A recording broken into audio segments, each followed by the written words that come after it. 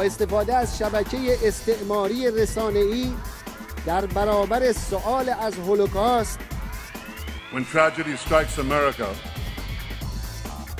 Israel won't. Israel feels an immediate identification.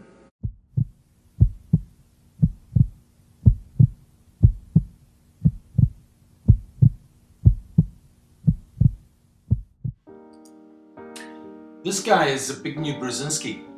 He's another Rockefeller puppet, useful idiot, and strategist like Henry Kissinger. The thing is, however, is that he's one of the trilateralist stooges who pull Obama's strings. These are just facts, so get used to them. Brzezinski's a psychopath, but a powerful one, and in 1997 he wrote a book called The Grand Chessboard. It's from that book which acts as the basis for the following conclusion. It's not Iran which is under threat, it's Israel. And I believe it to be from the very people which the Israeli people themselves think are on their side.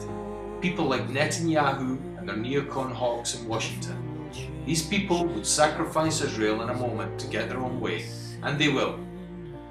Ever wondered why Israel is getting so much negative press these days?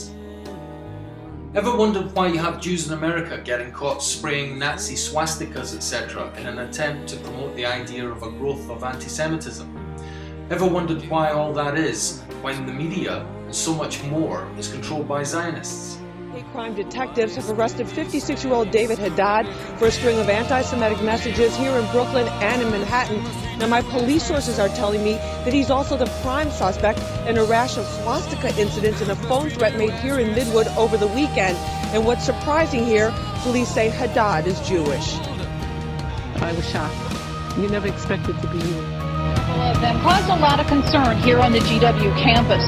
Now, the FBI was called in to assist after swastikas kept appearing on a message board, similar to a dry erase board on the door of a female student, she is Jewish, who lived in Mitchell Hall.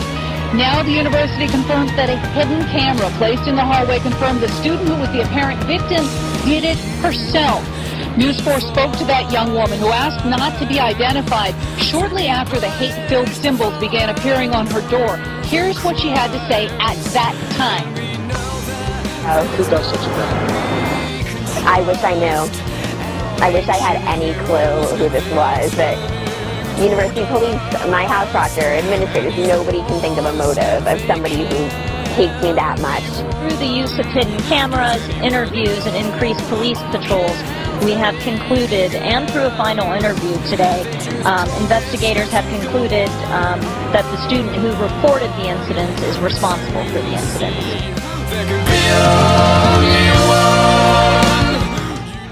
Israel was formed in 1948. Without going into the detail of how it was formed, and the crimes committed by the Irgun, etc., who then went on to form the Likud party, Netanyahu's, and spawned Menachem Begin as the PM of Israel, an ex-Irgun leader, just consider this. The Rothschild clan head Zionists created Israel as a beachhead in the region to enable destabilization of the Middle East. It was never just to create a homeland for the Jews. That could have been created anywhere in the democratic Western world. No, there was a sound geostrategic reason for it having to be Palestine. That said, however, let's consider the situation in 1948 with the situation now. In 1948, there was a Middle East which existed as purely Islamic, and the West had no real control over the region. To develop Israel, therefore, was, from the West perspective, a sound thing to do to achieve some form of leverage economically, socially, and militarily. And when I say West, I am meaning the elite globalists and not the people themselves. Now fast forward to today, and what do we have? Yes, we still have Israel, but there is a major change of dynamic. Iraq has fallen into the West's globalist hands, as has Libya. There is now a Western-controlled Iraqi central bank, and there is the same now in Libya. Tony Blair's brother, Judge Blair, was even the judge presiding in court in London over the Libyan Transitional Council's intention to create the Benghazi Iraqi Central Bank, which was started to be created just a couple of weeks into the war by the so-called rebels. They have a war, but they have the time to think of creating a central bank. Further, Afghanistan now has a Western-controlled central bank in northwest Frontier Province, something Bill Gates is making good use of, it would seem. An interesting aside to this being that while vaccines are being distributed to hundreds of thousands of children in Afghanistan, the UN is also ensuring that those children are being registered with the state. If you've read any of my blogs on the birth certificate issue, you may understand why they're doing this. So we have three large nations in the region under Western influence. Do you see the difference between 1948 and 2012? The globalists have consolidated greatly their hold on the Middle East. Now at this point, I'd like to say there are two versions of what is called Zionism in my book. One is the commonly held one, which suggests it's simply the ideology of a homeland for the Jews.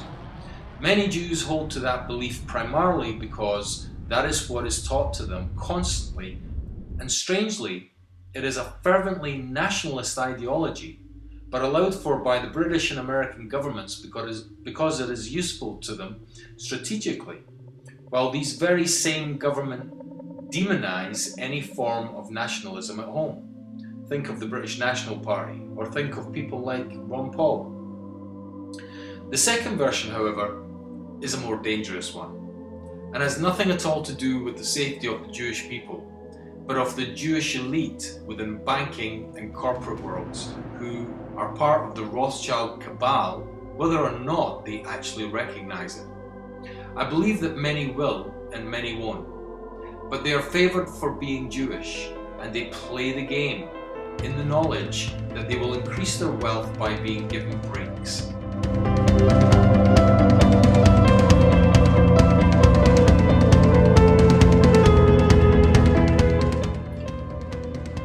This version, however, is focused on nothing more and nothing less than power, while, like it or not, the Protocols of Zion, whoever wrote them, and I don't subscribe to the idea that it is a Jewish plot so much as an elitist one, but it is very, very real.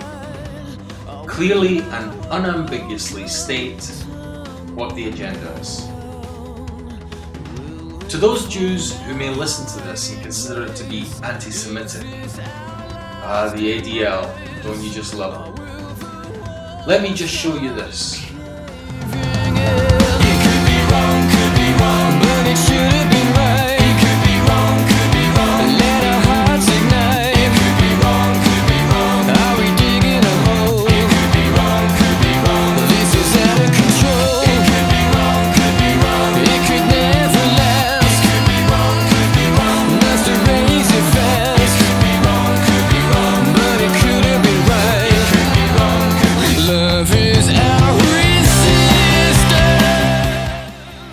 So the Zionist organization was smuggling Nazis into Palestine during and after the war.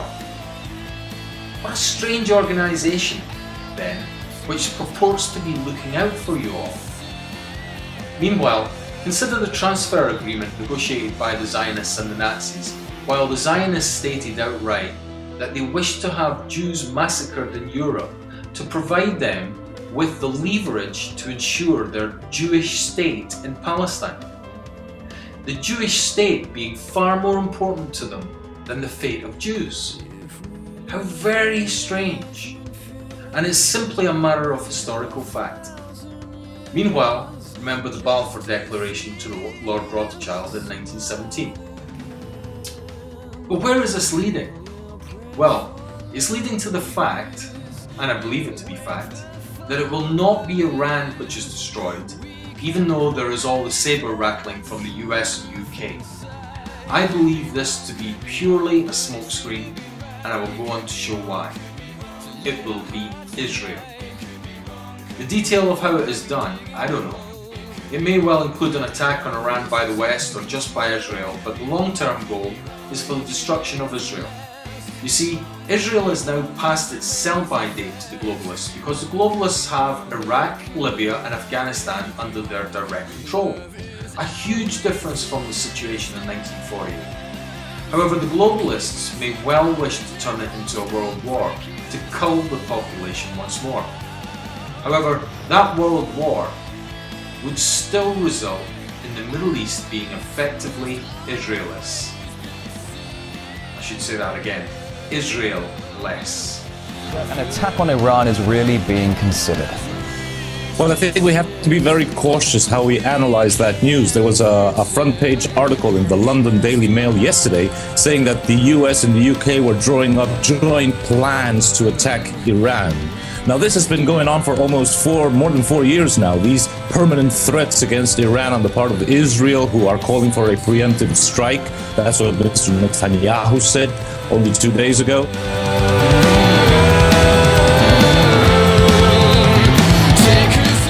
If Israel did unilaterally attack Iran, as we know just a few days ago, it test-fired this new intercontinental missile, do you think America would have to support its closest ally? Would it have to be involved?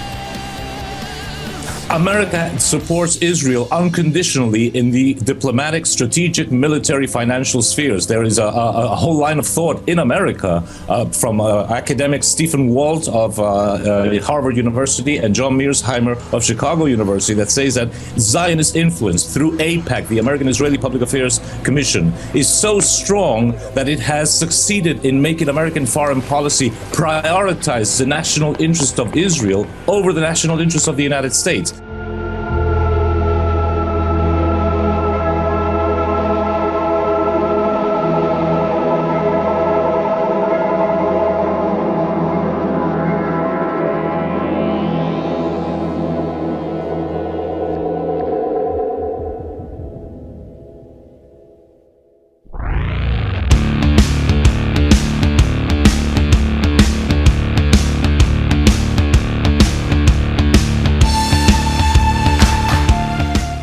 How you bring Russia and China into this, basically describing the massive trade agreements between Iran and China and Russia. Certainly, if the West did try and attack Iran, it would certainly flare tempers in two of the biggest world powers, that of Russia and China. Now,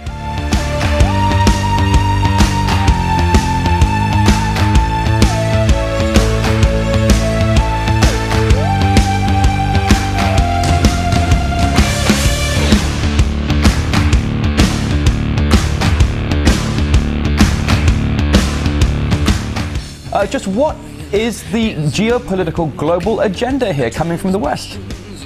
Well, I think that basically we have a global power elite that is embedded in the United States, embedded in the United Kingdom, and in many countries of Europe, but is not part of the United States, Britain, and the European Union. They are bent on world government, and they use the U.S. military prowess to try to achieve that, and NATO's prowess to try to achieve that. Now, what we have seen in Libya is very different from what can happen with Iran, because Gaddafi committed the same mistake that Saddam Hussein is, and that's being alone in the crossfire. But Iran is not Iraq, Iran is not Libya, and things will be very different. And I even believe that perhaps in their desperation, they are looking towards a World War III scenario, because as happened with World War II, it is an opportunity to kick the chessboard and reshuffle all the cards. And I suppose that this global power elite bent on world government will try to reshuffle all the cards in their favor.